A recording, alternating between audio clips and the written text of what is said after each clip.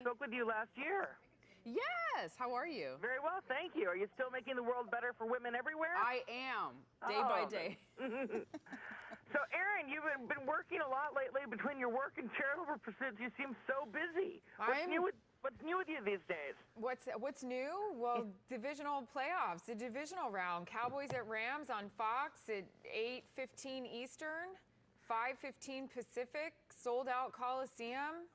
Cowboys trying to go to the NFC Championship. How will they do up against Aaron Donald and that defense? That's kind of all I have going on. And now, were you always interested in sports? Yes, I was always interested in sports. I'm a daddy's girl. My dad is from New England, so is my mom, and he kind of showed me everything about the Boston Red Sox and the Boston Celtics and took me under his wing, and I just became obsessed with it all. So the Boston teams are your technical teams? No, not really. I end up cheering for the teams with guys that are nice to me, guys that I know will give me good interviews. But you end up sitting down with a bunch of these players, and you end up, rooting for certain ones. I'm a Green Bay Packer football fan, but I definitely have my favorite players out there. Do you find it hard being a woman and interviewing some of these big, strong men? I don't find it hard being a woman and interviewing strong men. I actually really like it. No, I mean, you know what? Being a female in a male-dominated industry is really difficult, but for me, talking to the players and the coaches, that's the easiest part. I actually find dealing with the local media and, the trolls on social media, those are the hardest things. The athletes and the coaches are awesome. You always seem so comfortable with them, so I was glad to hear that. They're so good to me. They really are. They treat me very well. Now, did you take dance classes when you were young? I did. I wasn't very good. I mean, I think that's what happens when you become 5'10" in third grade and you're nicknamed Minute Bowl and you have to be on weight gainer because your body is inverted. I had to wear elastic jeans growing up because they would fall off of me. I mean, let's get the violin out now. Fun fact for the day. Fun fact for the day. Uglyduckling.org over here. Yeah, it was a tough go. I really, really shot up. And now you're fast. a beautiful swan. Wow. Look at you. Jeez. She really is. As are you, Dr. Jessica. Yes, you are. Now, what is your favorite thing about being on Dancing with the Stars? About being on Dancing with the Stars? I think it was just, the relationships that I had with the cast. I had such a good time. Competing was very difficult. I wasn't very feminine. I wasn't sexual, like Bruno likes to say. I was very oh my God, don't touch me, I stink, my breath smells. But it was fun. I loved it. It was weird dressing up in those costumes. I never felt I looked right, but it was a good time. Now, when you're not working, what do you like to do for fun? What do I like to do for fun? I like to hang with my family. We live on the beach, so I enjoy doing that. We like to travel. I mean, I don't like to travel too much because I feel like I travel for a living. I like to stay home. We like to go out to eat. Just kind of live a normal life because my husband and I both travel a lot for a living. So we kind of like to stay home when we're not working. Do the opposite. Yeah, right? Right. Now, a couple of years ago, you had a big scare. Can you please tell me about your cervical cancer diagnosis? Yeah, I was diagnosed a couple years ago, and it was a huge shock to me because I'm really good about my health. I go to my OBGYN, easy for me to say, annually.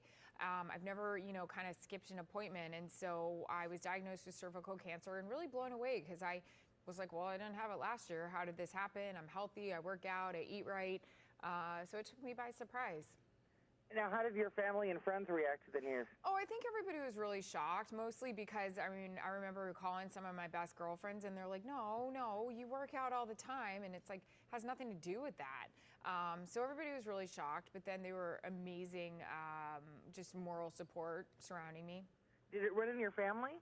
What's that? Does cancer run in your family? Oh, cancer, shoot. Whose family doesn't cancer run in anymore? I feel like everybody's dealing with it this day and age. But no, not cervical cancer. Now, what did your treatment entail? I actually had 2 surgeries. Oh, wow. Now, what advice do you have for women who are dealing with this condition? The advice I have for women is to make some time for themselves and make an appointment. Call their OBGYN, get in there, and get an exam done. Now, Dr. Shepard, can you please give me a little bit of information about cervical cancer in general? How prevalent is it? It's actually more prevalent than we think. So when we think of a statistic that would be staggering, every 2 hours a woman dies from cervical cancer. So if you can kind of take that in, when Erin says it, it still like shocks me, and I'm an OBGYN. So, you know, the fact is that what we know about cervical cancer is that it has a staggering statistic, but on the flip side, we have some way to prevent and treat cervical cancer. So I think that's probably the biggest message that we want to send out today, is that women should not be afraid to go to their doctor for their annual Well Woman visit. They should be encouraged by what we're saying today. For men who are listening, to make sure that they tell their loved ones, the loved women in their families, to go make sure that they get their annual Well Woman visit. But not just that, but that they're getting their Pap screening. Because you want to make sure that they're getting that within the visit as well. Now, what questions should women ask that they might be afraid to ask? Yeah, you know, anything, like we say, below the belt is really taboo. People just, you know, want to brush it off, not really talk about it. But we want women to be able to discuss things that are naturally occurring to them throughout their routine and their regimen, things that might be different, things that might be painful. And also, again, knowing that with cervical cancer, it doesn't have to come with a litany of symptoms and syndromes, but it really could be you going for your Well Woman visit when last year it was normal, and now you're going this year and being diagnosed with cervical cancer. So again, going when you're well, going when you're sick, but taking care of yourself at all times. Now, what are the common treatment options that are available to women right now?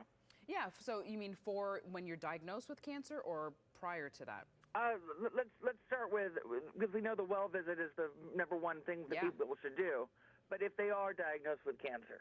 Yeah, so when you're diagnosed with cancer, with any type of cancers, there's always different stages that we look at when we look at cancer. So the earlier that it is, such as in Erin's case, we would be able to do surgeries where we're able to actually resect the tissue that is cancerous and give you that quote-unquote cancer-free diagnosis because we've able to resect that tissue. But like any cancer, it can be treated with chemotherapy, radiation, sometimes a much more major surgery.